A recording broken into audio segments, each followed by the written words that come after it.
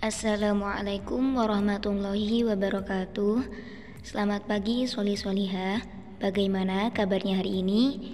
Semoga tetap dalam keadaan sehat ya. Baik, sebelum memulai belajar, alangkah baiknya jika kita berdoa terlebih dahulu. Bismillahirrahmanirrahim.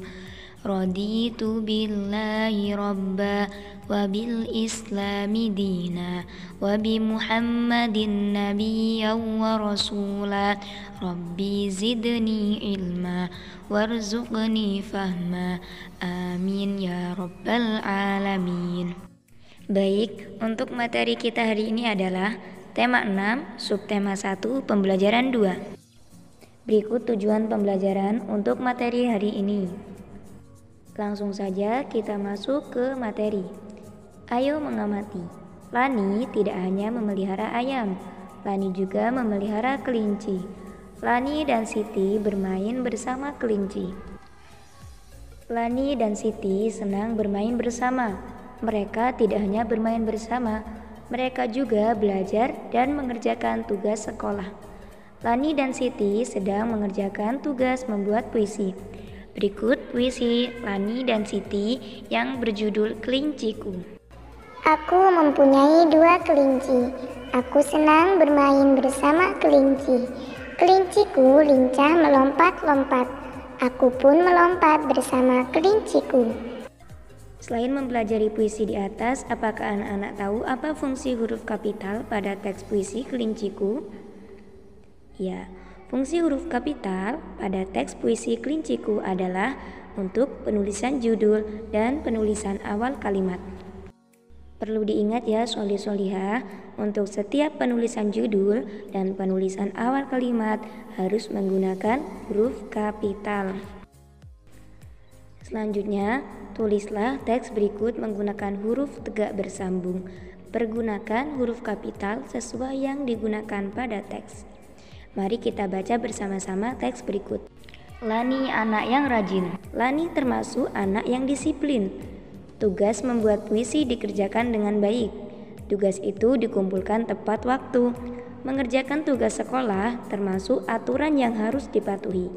Selain disiplin dalam mengerjakan tugas, Lani juga selalu datang tepat waktu. Datang ke sekolah tepat waktu termasuk tata tertib di sekolah. Dalam teks tersebut dapat kita perhatikan bahwa penulisan huruf kapital terletak pada penulisan judul, penulisan awal kalimat, dan penulisan nama orang. Dalam penulisan judul tersebut, kita lihat bahwa setiap awal katanya menggunakan huruf kapital, kecuali untuk kata penghubung, yaitu kata yang, dan, atau, dan masih banyak lagi. Kata penghubung dalam penulisan judul tidak perlu menggunakan huruf kapital ya. Berikut kata penghubung yang sering kita temui dalam kehidupan sehari-hari, yaitu di, dari, ke. Selanjutnya kita akan merubah teks cerita Lani anak yang rajin menjadi kalimat yang menggunakan huruf tegak bersambung.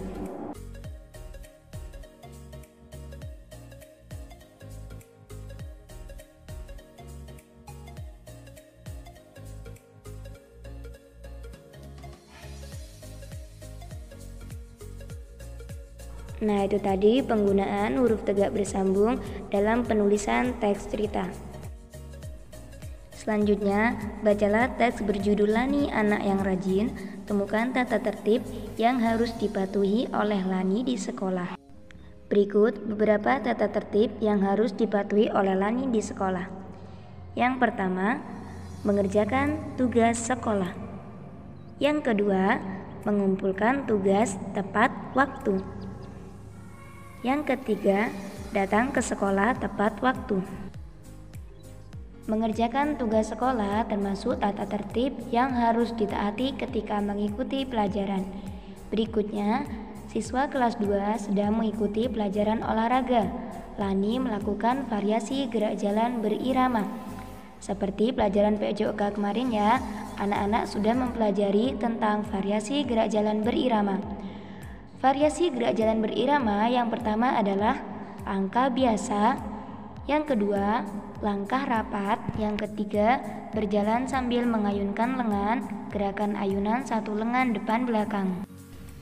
Berikut tugas pembelajaran untuk anak-anak di rumah. Yang pertama, menulis huruf tegak bersambung sesuai dengan cerita yang terdapat pada halaman 11 dengan memperhatikan huruf kapital yang baik dan benar.